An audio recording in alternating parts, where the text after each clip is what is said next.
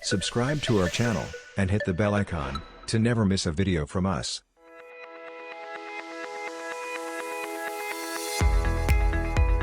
Hello everyone. Today we have with us Ms. Debalina Roy. She is an experienced human resource practitioner with over 14 years of professional corporate experience. She is currently working as a senior talent manager at Arohan Financial Services Limited. She completed her MBA from West Bengal Institute of Technology, Kolkata, and later on completed her advanced PG diploma in HRM from Nasi Monji Institute of Management Studies, Mumbai, and has since worked with companies like HDFC Bank, Reliance Communications, Star Cement Limited, and Vikram Solar Limited. She is a very much focused on continuous learning and excellence and has completed many professional certifications, MDPs, and EDPs from Aon HR Learning Center, XLRI, SHRM, and many more. She is also a certified behavioral assessor of Thomas Profile PPA, 16PF, SHL OPQ 32 personality test, and many more. On behalf of the team of V Skills, I welcome you to this interview, ma'am, and hope you have a good time with us today. Thank you so much, Tanmay. Pleasure is mine. Thank you so much. Thank you. Thank you for being here, ma'am. Okay, so my first question to you is, ma'am, as a business leader, we want our team to function well, to function most efficiently and most willingly. So for that, it's very important to have the right management style to manage the team. So I wanted to ask you that what is your management style and how do you use it to drive the results in your organization? Okay. Tanmay, see, as you have rightly mentioned that I have more than 14 years of experience in corporate, in professional corporate companies in different industries.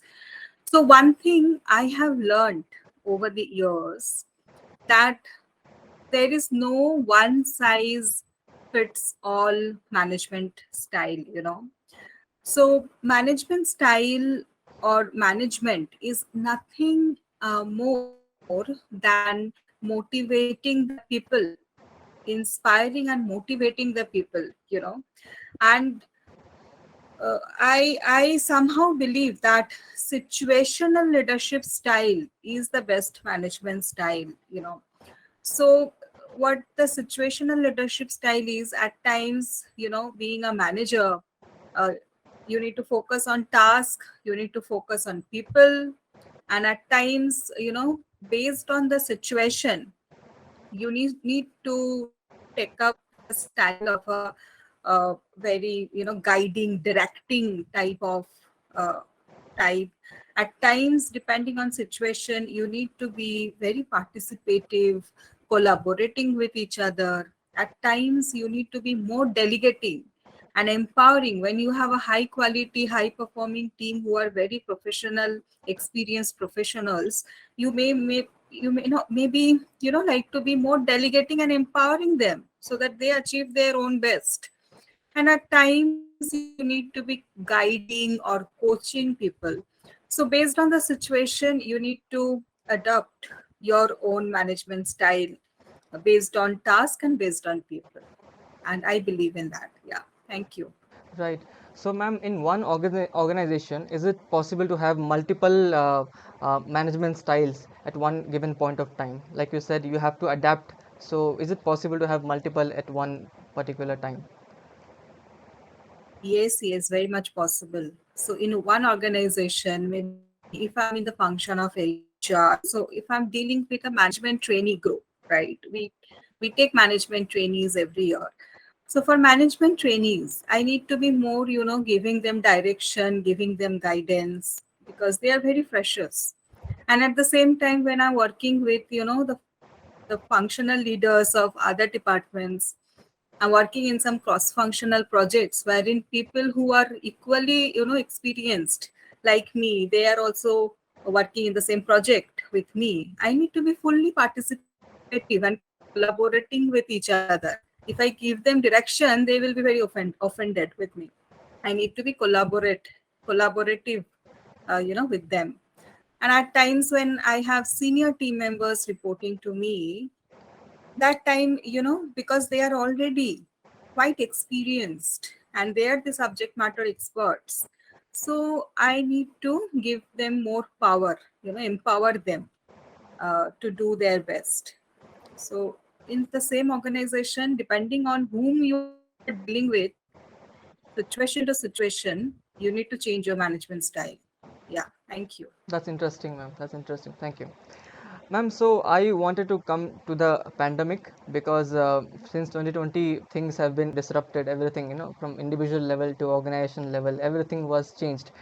So in that period of time, ma'am, obviously there was a lot of buzzwords in between. We had the great resignation, we had the 4 hour, 4 day work week, but we'll come to that later. Before that, I wanted to ask you that during your tenure when you were working in 2020, how did you adapt to the pandemic and the changes the pandemic brought with it? Sure, sure. So pandemic, um, if I look back, pandemic, there is, blessing uh, disguised in pandemic also, because it has somehow accelerated, the digitization in the organization. And that time I was working with a manufacturing company. Now I'm working with a financial services company, and both the industry is such that you cannot even think that that point of time before pandemic, this work from home was like a myth. You Hmm. cannot work from home, it's absolutely impossible. But we have seen during pandemic, 2 3 months were completely work from home for all the functions. After that also, it was a hybrid type of organization, wherein 50% used to come, 50% used to work from home, weekly rosters and all. So we all, with time, we have thrown out our old concept, our old strategies out of the window, and we have formulated new business continuation plan for the organization. So so nowadays also the organization I'm working with, they have a 2 day work from home policy every month. So this work from home is something that really gives employee the flexibility. So that is one thing, like caused by pandemic. I think it's a positive thing that we have now adopted. And the second is the digitization, of course. So before pandemic, there are many who did not even know how to use a Zoom meeting, team meeting, Google Meet, and nowadays everyone is hands on.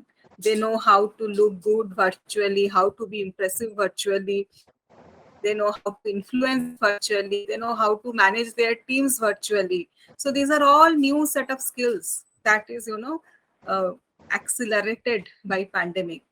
So I am sure after pandemic now we feel ourselves more equipped and more skilled, more resilient.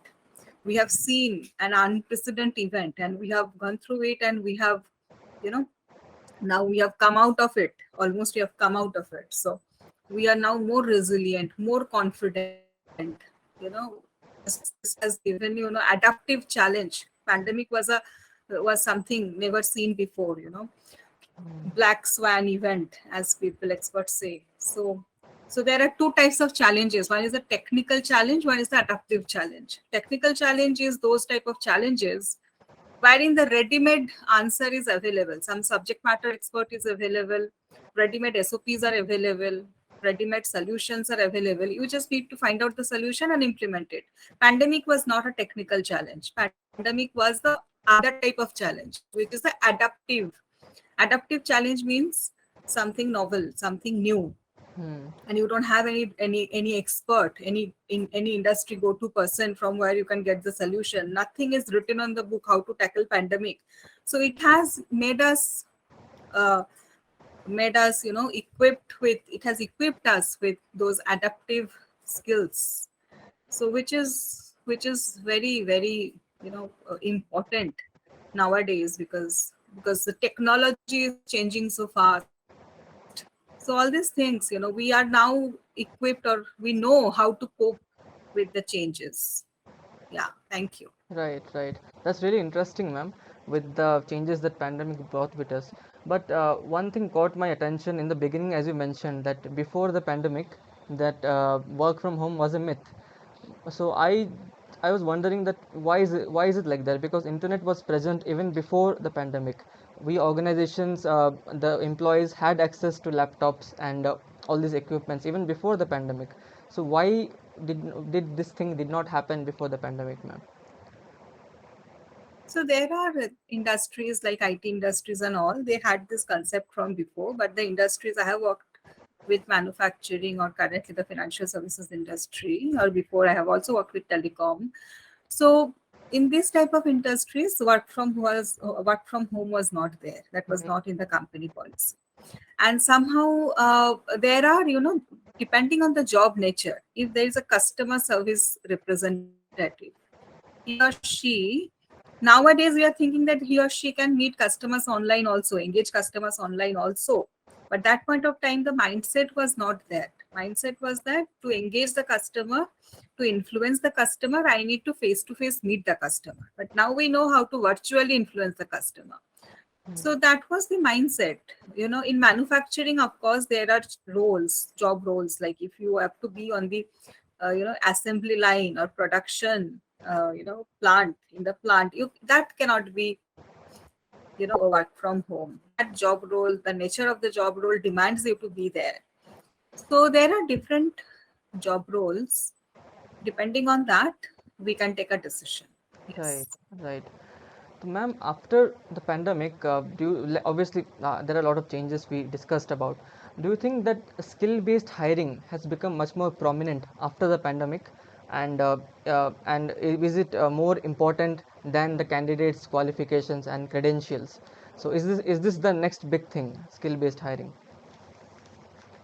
Yes, yes, yes. So, what is skill-based hiring, if I may ask you? So, skill-based hiring is nothing but uh, you know hiring for specific skills and competencies required for the job. Okay. So, for example, for maybe say a talent management professional. If I'm looking for a talent management team member, okay.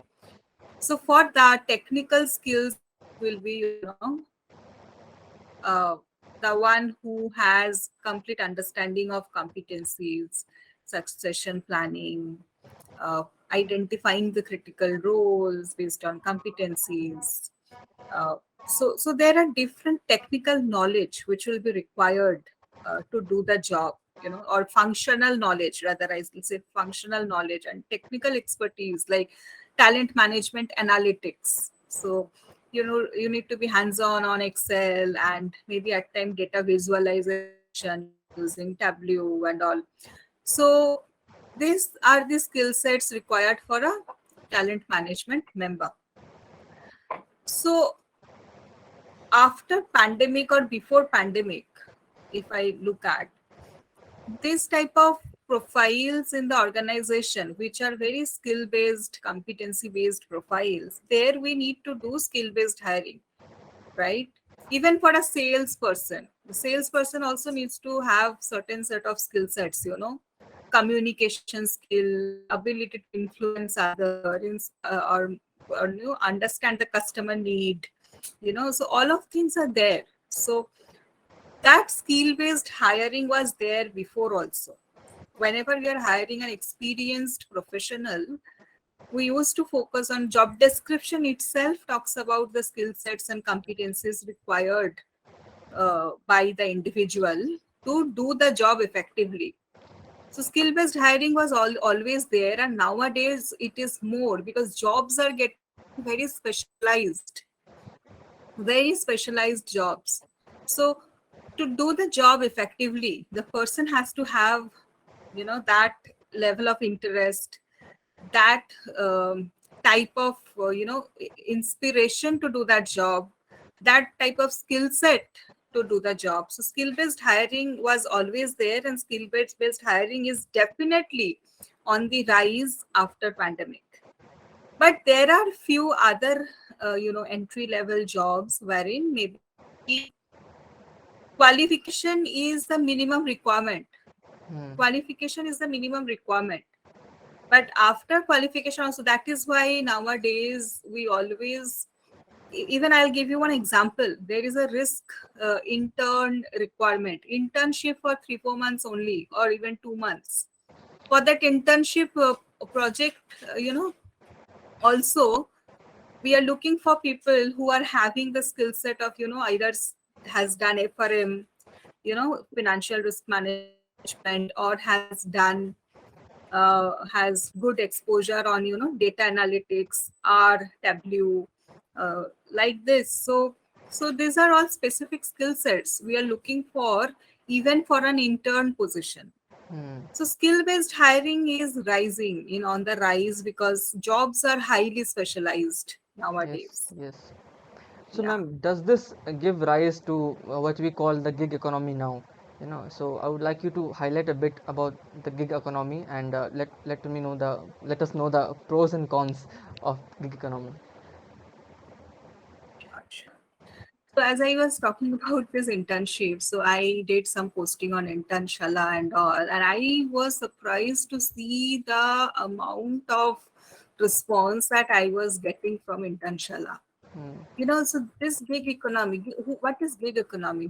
Economy is all about people who are having some experience and good exposure and some skill set, some kind of subject matter expertise, and they are not going for a regular full-time job. They're choosing to work on projects, maybe a 6 months project, 1 year project, 3 months project, and payment is based on the output. Payment is based on output, so that is not a salary, that is a one time or whatever,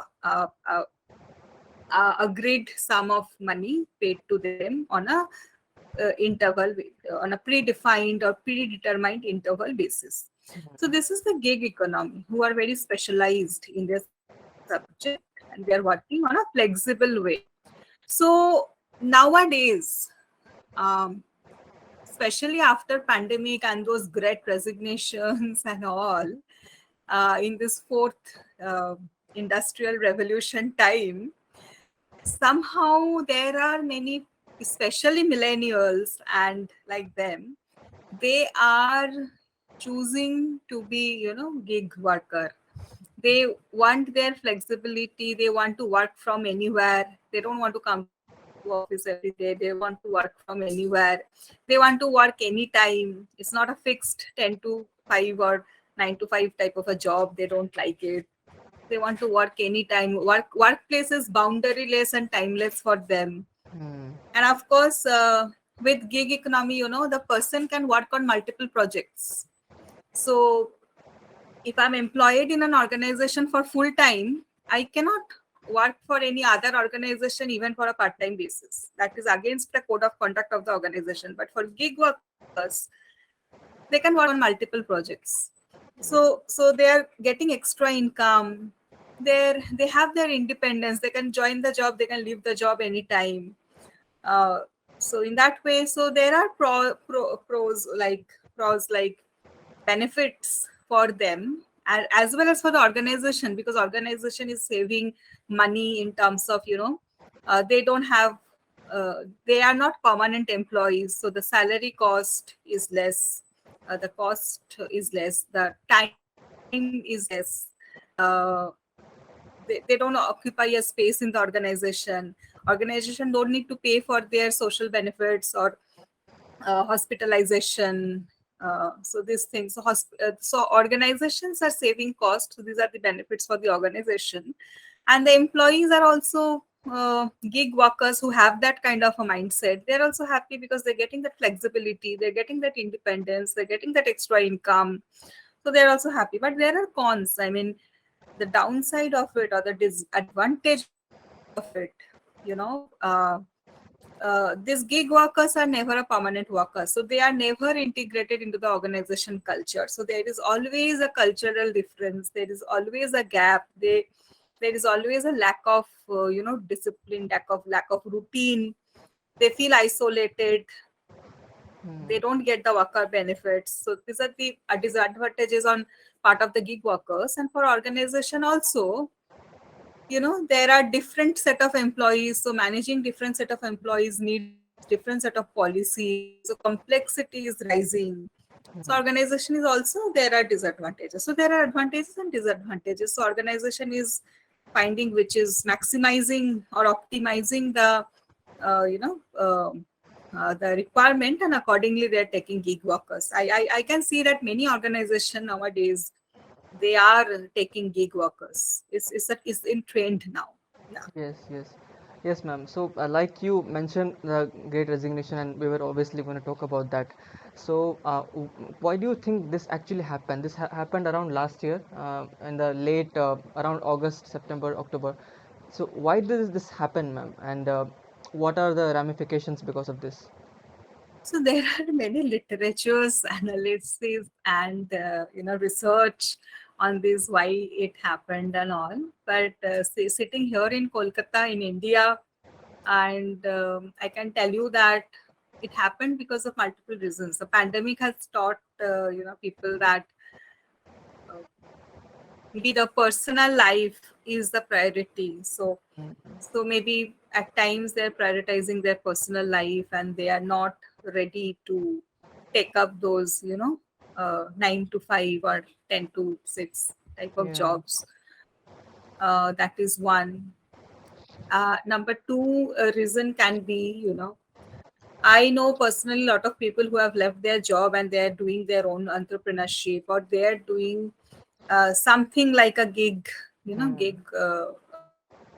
So they're enjoying their freedom in that way, and also at the time they're earning money. So earlier we used to say, I am successful if I have a high designation, if I'm earning high salary. So I'm earlier, before pandemic, maybe we used to say that, but nowadays people have realized that I am successful when I am happy, I have a peace of mind, I have a work life balance. I can spend time with my quality time with my family. I can spend time for my hobbies. I have a life outside office. Plus, I have some salary, some designation, and all. So, the definition of success has also changed in people's mind. Maybe the pandemic has taught us in that way.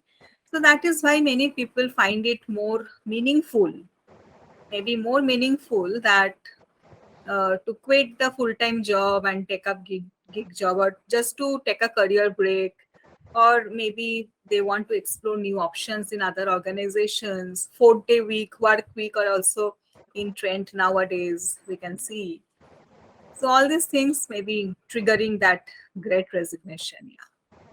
Yes, yes. It's interesting, ma'am. What I can make out of this is that when we use the term work-life balance, and if we consider work as one extreme and life as one extreme, now we can see that work is actually revolving around life than the other way around. Previously, it used True. to be like, because for a average person, a quarter of the life is actually going towards their work, and life used to be True. all about work first and then other things, and now it's actually going reverse, and it's a interesting trend actually. Yes. Yeah. Yes, ma'am. So we were about to talk about the 4-day work week. So, ma'am, do you think that it has been successfully implemented in Japan and New Zealand, and it has been tested in countries like Spain and many more European countries, ma'am? So, do you think it can ever be successfully implemented in India? See, if you say India, there are different states, different organizations, public sectors, private sectors. So that's subject to research and lot of things. But um, yes, why not? I have heard of some companies which have already implemented this 4-day week in India, and they're doing quite well.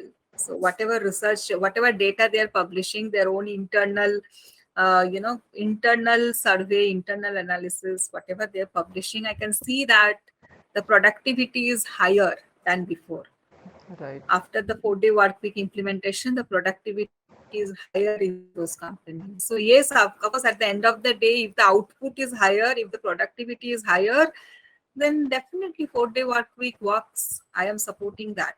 Yes, yes, I agree, I agree. Ma'am, so with the things coming back in track after the pandemic, so obviously we are focusing towards more towards employee productivity. than the working hours, like you already mentioned in one of your answers. So, do you think this hybrid work model has completely become an integral part of every organization now, or is it still under progress? Okay, okay. So, for this hybrid work model, there are different things, which is required in the organization. One is the technology. The technology has to support this hybrid work model. Yes. Then the Yeah. people mindset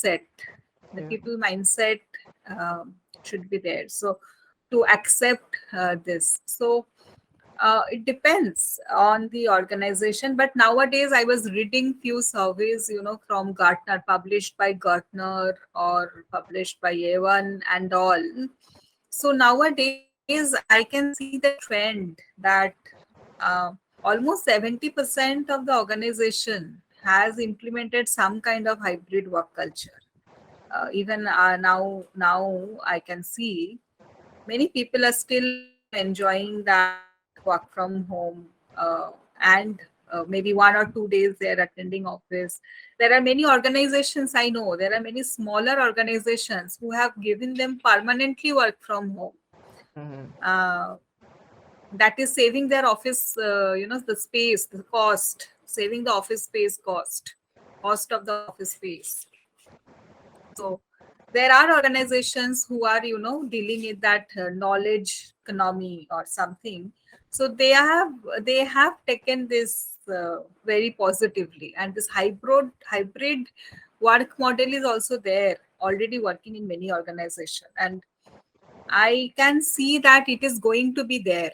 Somehow I can understand from the trend that is published in different uh, you know uh, different good research reports. I can see that uh, more than 70% organizations are already on a hybrid mode.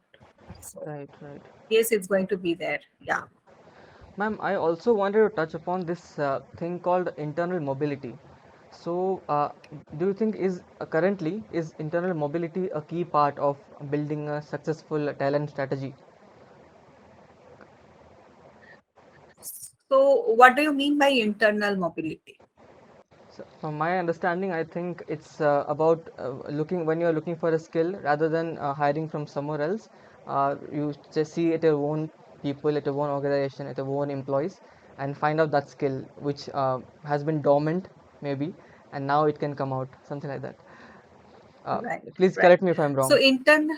internal mobility, if you're saying that internally, if people are available and we can build, and we don't need to buy talent from the market, we can build talent internally. That is internal mobility. That means the succession planning also. If I have a position vacant in my organization, I need to have a pool of ready successors internally in the organization who can take up that role internally, so that I save on money, save on time, and also internally pipeline of leaders are always available in the organization, which is a very healthy thing for the organization. Right, A very healthy thing. And any organization, if you look at the best of the best organizations today, like Hindustan Unilever or Colgate Palmolive or those organizations, everywhere you can see that they have built talent internally. People join them as a management trainee from one of the B school, and after that they become the functional head or CEO or CHRO of the organization internally within 10-15 years of time. So right, that is the best thing to be. People look up to those, and that's why those organizations are so successful. It's not that easy, to buy talent. One is you have to invest a lot of time, effort, energy, money to find the right talent who is not only the good fit to the role, also a good fit to the culture of your company.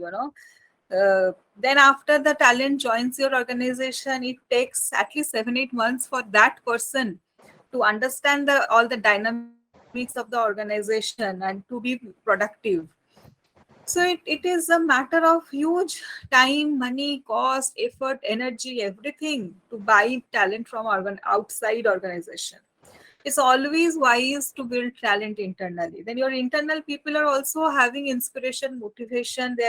They know their internal career path. So that's the best thing to do. But for that, the organization also need to be, ready. Yeah. The people, so there comes the identify the critical role, critical people. Assess them on, not only on performance, assess them on potential. Based on the assessment, you give them some development opportunity, give them individual development plan, give them opportunity to 70-20-10, as we famously say. Hmm. 70% on the job learning, 20% learning by from mentors, coaches, 10% by formal learning. So give them that opportunity to grow. It should be in the DNA of the organization to build talent inside the organization. As you're saying, internal mobility Yeah.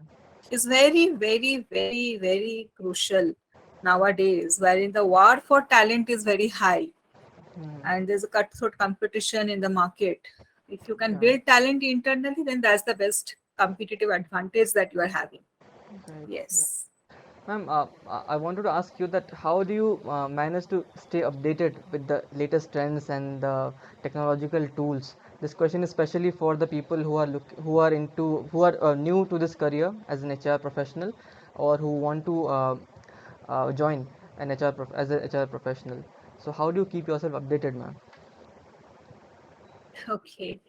See, if you go through World Economic Forum, future of skills, or the skills required for future, that type of report, you will understand that the learning agility, or the ability to continuously learn new things, Yeah. is the most important skill required for Hmm. future, not only for future, for present also. So how do I keep myself uh, updated with the latest technology, latest trends of the industry, So one way is continuous reading. Read every day. Yeah. So there is no substitution to reading. So there are various journals, various research papers, HBR reports. There are Gartner. I look up to Gartner, Evan Hewitt, Hmm. World Economic Forum. So this type of different reports are there. They publish on a regular basis, and they are all world's leading players in the subject, in their own subject. So they publish ekdam latest trends, latest reports, and most of the Deloitte reports. So McKinsey reports, So these are all source, reliable source of knowledge. So read maximum as much as possible. Read different books. Various books are there. There are various movies also nowadays coming up, Yeah. which is educating you. It's not only entertaining, it's also educating you, giving Yes. you good lessons. Then of course there are specialized courses, like I myself keep on doing courses, MDPs, EDPs. I have done it from TEAS, I have done it from XLRI, I have done from SHRM. These are all HR bodies, okay, different HR bodies. And also, we are coming towards the end of the interview. I also wanted to ask you, apart from agility and adaptability, like you mentioned, what are the more important skills for someone to become a successful talent manager? So, if you're talking about from the perspective of a fresher or someone who is a very young professional who is just started building his or her career in human resources or talent management, from that perspective, I can tell you that I have been to many management colleges of different stature, of different tier, whatever we say. I can see one thing that people are not flexible nowadays. We need to be more flexible. Whatever we call them, millennials, or nowadays, Generation Z, or whatever we call them, they are not flexible. So be flexible, be more flexible. Right. Yeah. And become a great communicator. Communication doesn't mean that, of course, English is an important language in our country. English is important for business. You need to have a good vocabulary, good grammar, but it's just a language. Apart from the language, I'm talking about the communication skills. So become a great communicator. Your verbal, non-verbal, written communication should be up to the mark. Be more Right. curious to know more, understand the numbers. Nowadays, Right. Yes. understand, being in HR, you need to understand the numbers very well. Yeah. Numerical analytical ability, Yeah. right? One more very important skill set that is missing nowadays is listening. Listening is Mm. one very important skill that we forget. We tend to speak. God has given us 2 ears to listen more than we speak, and one mouth. Yeah. Listening, you know, and open mind to help others. We need to, nowadays after pandemic, we say be more empathetic and help others to help yourself. Strategic part, be a strategic thinker. Yeah. Inspire. Management is all about inspiring and motivating others. Yes. Inspire others, take more risks, collaborate with others, be a partner. So these are all required to be successful in any profession and of course in HR. Yes, yes, I agree, ma'am. Those are really, those are really amazing points, and I agree that it's not just for HR, but every professional needs these skills now and always, even in the future. So, last question, ma'am. What is your advice for the people who are apart from these skills? What is your advice for the people who are looking for a career in HR, and what is the kind of career progression one can expect in human resources? In human resources, there are many areas. So one is talent acquisition, Yes. one is talent management, one is learning and development, one is analytics, people analytics, one is HR operations. So there are different areas in talent. One is compensation and benefit, right? So Yes. there are different areas in HR. So there is no single approach to it. Any approach you take, if you're doing it sincerely or uh, giving your full to it, you will be successful. So I started my career with talent acquisition initially. Then I got a HRBP role. So there are two types of role. One is the HRBP, you are partnering with business. So there you are managing the full circle of HR, like all the things I've mentioned, like starting from sourcing, hiring, talent acquisition, talent management, performance management, compensation benefit, HR operations, employee engagement, counseling employees, grievance management, so confirmation transfer, these are called operations. So everything end to end till the employee exit your company, everything end to end you are doing for a particular line of business. You're partnering with the business. So that is HRBP. And then there are COE roles, wherein you are in the corporate center of excellence, wherein you are a subject matter expert of a particular function, a sub-function, or particular vertical, right? So there are different uh, paths or avenues within HR. So based on your interest, based on your aspiration, based on your current ability, skill set, you should choose the one is best fitted, according to uh, your own aspiration. And but whatever you do, if you're doing with your you know, full ability or your full intention, your intention is to build skills, you have aspiration, you have fire in the belly, you, not only that, you are also sensitive to other people, you are a team player, you can collaborate with others, you can take people along with you, you can communicate to influence, you know so a lot of things are there. Those are hard, there are hard skills, there are soft skills, and soft skills are more important. You need to take people along. You, in management, you cannot be an individual contributor all the time. Even if you're an individual contributor, you need to take others along with you. How can you uh, help others? How can you motivate others? So there are different areas in HR. I myself started with talent acquisition, and I somehow think to understand the organization well, one should start with talent acquisition. Then you can understand the job descriptions, the people required to do the job, everything well. And then slowly, slowly, we can get into HRBP role. We can get into, if I am good at numbers, compensation benefit role, HR operations role, or learning and development role, talent management role. There is no end to it. Right. So Right. the world is for you. You Yes, choose what you want to do. yes, yes, I agree. I agree. Thank you so much, ma'am.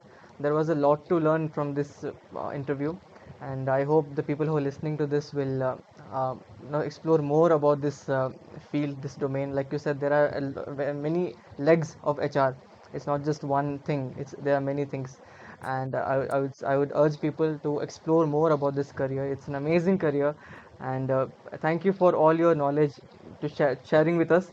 You are an inspiration for everyone, ma'am. Thank you so much for being with us. Thank you so much, Tanmay, for having me here. It's a great platform, and I really learned a lot of things from you. And these are all, you know, I am fortunate, and I see it as a my privilege, so that I can share my experience with others in this type of forum. So I'm really fortunate to be here today with all of you. Thank you so much. Subscribe to our channel, and hit the bell icon, to never miss a video from us.